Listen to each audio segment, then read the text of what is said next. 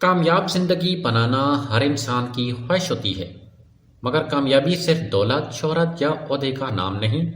اصل کامیابی یہ ہے کہ انسان کے دل میں سکون ہو، اس کے رشتے مضبوط ہوں اور وہ اللہ کے قریب ہو۔ زندگی میں خوشی اور کامیابی حاصل کرنے کے لیے سب سے پہلے نیت درست کرنی چاہیے۔ جب انسان اپنی زندگی کو اللہ تعالیٰ کی رضا کے تابع کر دیتا ہے تو پھر اس کی ہر مشکل آسان ہو جاتی ہے۔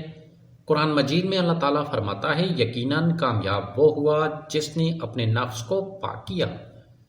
یعنی کامیابی ان لوگوں کے لیے ہے جو اپنے دل میں حسد، بغض، لالچ اور تکبر سے پاک رکھتے ہیں۔ کامیاب زندگی کے لیے چند اصول اپنانا ضروری ہیں۔ سب سے پہلے نماز اور قرآن سے تعلق مضبوط کریں۔ نماز انسان کے دل کو سکون دیتی ہے اور اسے زندگی کی راہ دکھاتی ہے۔ قرآن سے روزانہ تھوڑا سا وقت ضرور نکالیں، چاہے ایک رکوع کیوں نہ ہو۔ دوسرا اصول یہ ہے کہ شکر گزار بنیں۔ ہمیشہ اس چیز پر توجہ دیں جو آپ کے پاس ہے، نہ کہ اس پر جو نہیں۔ شکر گزاری سے دل نرم ہوتا ہے اور اللہ مزید نعمتیں عطا کرتا ہے۔ تیسرا اصول یہ ہے محنت اور صبر۔ لوگ ہمیشہ وقت کی قدر کرتے ہیں، غلطیوں سے سیکھتے ہیں، ناکامیوں پر ہمت نہیں ہارتے۔ اب بات کرتے ہیں رشتوں کے۔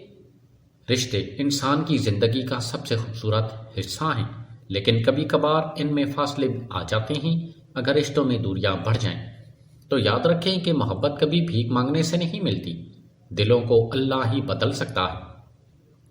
اس لیے ایسے موقع پر خود کو گرانا نہیں بلکہ اپنے رب کے سامنے جھک جانا چاہیے۔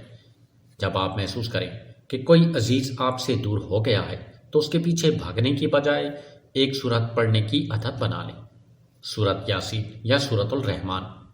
سورت یاسین کو قلب قرآن کہا گیا ہے، یعنی قرآن کا دل۔ اسے روزانہ پڑھنے سے دل کا بوجھ ہلکا ہوتا ہے اور اللہ دلوں کے درمیان محبت ڈال دیتا ہے۔